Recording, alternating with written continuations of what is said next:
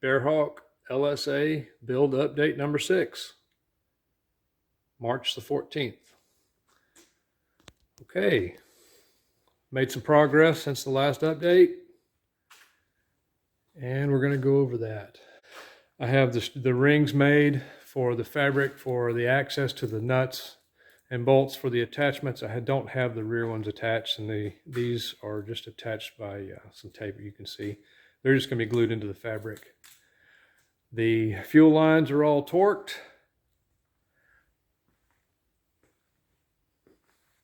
Controls are all safetied, torqued and safetied with the proper hardware. You can see I have my cables kind of taped in place for whenever I start rotating this thing. I have a very makeshift rotisserie.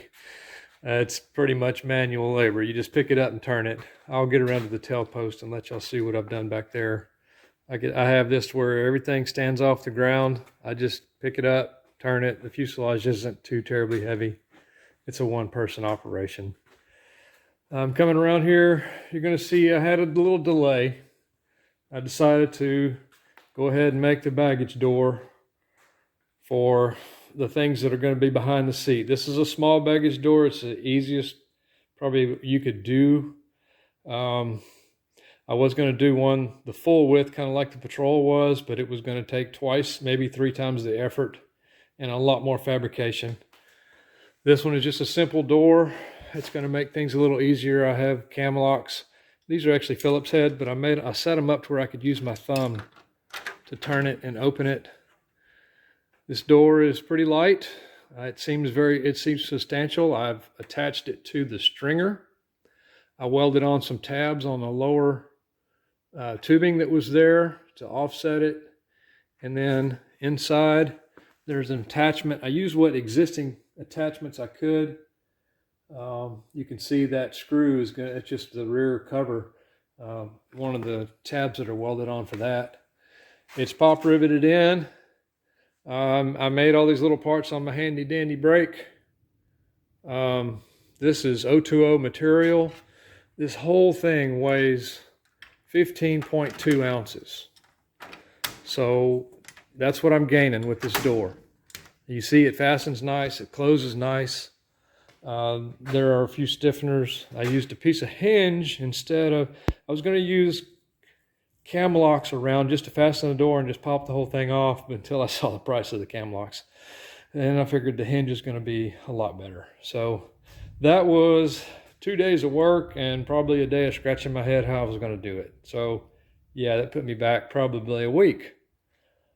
But it's done and I'm pleased with it. And I think it's going to be very handy for what I want to do. On top of that, it'll help me access the ELT for maintenance and the push tube for easy maintenance than trying to crawl over things. Coming around here, down and dirty rotisserie. I had a piece of pipe laying outside, had some old paint on it and it was greasy, and I think I had used it for a cheater pipe at one point, and then some old straps that came out of some shelving.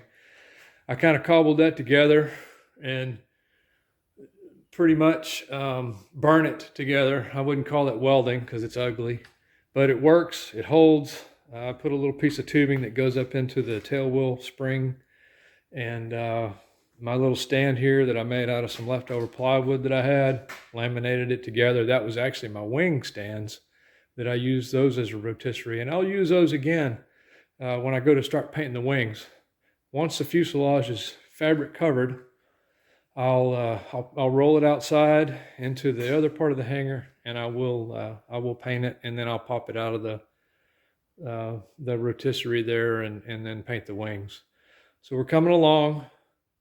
Just trying to see if there was anything else. Oh, okay. Another little sidetrack I've got over here.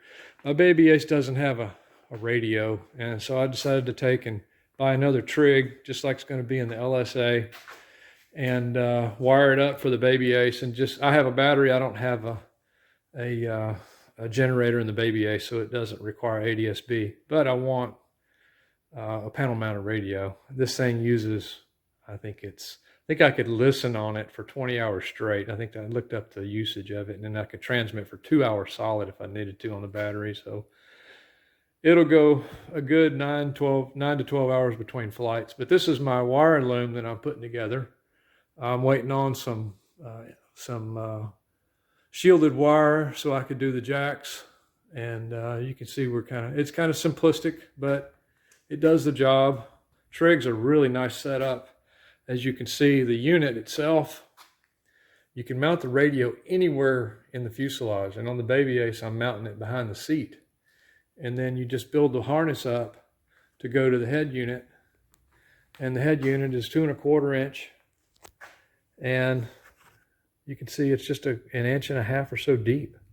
So it doesn't take much panel space. And if you don't have much space, you can, like I said, again, you can mount the radio itself way behind things. One last thing is I was looking at the trim tabs on the LSA. I see 2 of them. So I called Bob and I talked to him about removing one and just flying the airplane with 1 trim tab. He said his LSA has 1 trim tab on it. So I'm going to eliminate a trim tab and weld a piece of tubing in where the trim tab was and a little stiffener, like right here. Whenever you weigh all of that, it's 13.5 ounces of metal that I'll be removing, along with the complexity of 2 trim tabs. And that includes all the torque tubes and things for the trim tab also. It makes it simpler on the fabric covering of the horizontal because there's one spot you don't have to put reinforcements, and there's a small list of things that you don't have to do. I will leave this one in place together and on a shelf somewhere just in case I feel like the airplane needs 2 trim tabs, but basically all the weight that I gained from installing the door, which was 15 point some odd ounces, I am gaining back at the tail. So I believe that's a good mod, and I'll let you know how that goes as soon as I'm able to fly this. And I don't know if y'all have seen this, but there's a few hints of something else on this picture. Yeah, I've got a patrol on order. And I don't know whose plane this is, but I really like your paint job.